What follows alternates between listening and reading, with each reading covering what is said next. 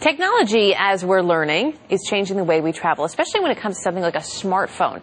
But the new high-tech world will probably never smooth out all the travel glitches out there. It can certainly make them a little bit better, though. So let's get a little more help from CBS News travel editor Peter Greenberg and CNET senior editor Natalie Del Conte. Good to have both of you with us this morning. Thanks for having me. Peter, I don't think anybody in the world travels more than you do.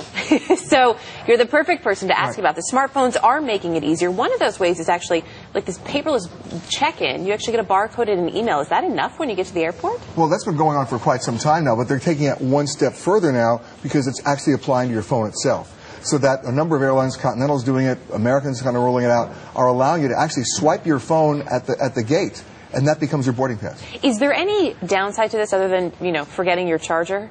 Well, we both love technology, no doubt about that, but I'm one of those guys who believes that technology should never take precedence over common sense. The technology doesn't think creatively, it thinks linearly. So anytime my only choice is a kiosk, I panic, because I really like talking to a two-word concept we've forgotten in this country. It's called a human being. Person to person, imagine that. Especially if you have a complicated itinerary. Right. I run from kiosks. So you do want to have that available to you, but you also you want to have the option to talk to somebody.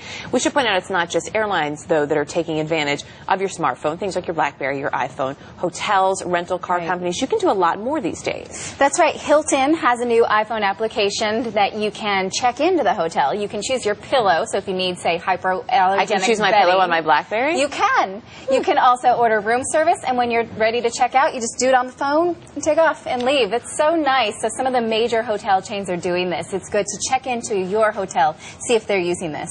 Now, as good as that is, I have to say, it basically gets rid of human contact. And the problem is, what's the word hospitality without human contact? So it's nice to have the technology, but when it all goes wrong, and it will go wrong, you better have somebody to talk to. But so you want to have that backup. Your iPhone gives you better service than the actual. Oh, how about that? The dueling opinions here. You know what you really should do? Use the phone for what it was originally intended to do. Store in that phone all the 800 numbers for the airlines, the frequent flyer numbers, all the things so that when things go wrong, you don't want to stand in line and you don't want to look at that kiosk. It's not going to help you. You want to make sure you have that available. You bet. Right. There are also, we mentioned the iPhone and the dueling. There really is an app for everything these days. And there are a lot of different travel apps that can help you organize all of your information. So it is all in one place, right, Natalie? I know you like a couple of these. I like one called TripIt. So you sign up, you get an account, and then you send all your email confirmations to TripIt. You just push forward when you get an email confirmation of your flight, of your tickets, of your car rental. TripIt will organize that into a nice itinerary. It will even give you directions from the airport to the hotel to wherever it is you're going. You just get it all laid out for you. It's like your own personal. So this way you're not scrolling through your email.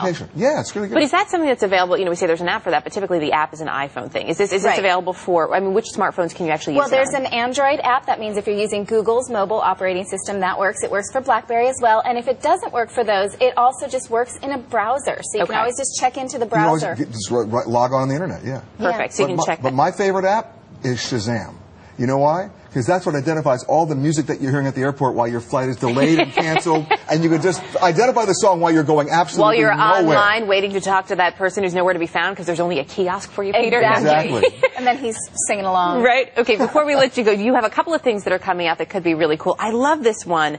I thought this was, it's a 12-megapixel camera, but it uses GPS to tell you where your picture's taken. Exactly. There's built-in GPS in the new Panasonic Lumix, and a lot of the new cameras have that so that it geotags your photos. So when you upload them to any kind of sharing site, it will put it on a map so you remember where your vacation photos were. Very cool. And we've been talking about smartphones. I know you like the Nokia smartphone as well that's coming out. We'll have more information on that on our website, earlyshow.cbsnews.com. Good to have both of you with us and your dueling opinions on the travel technology. Thank you very much.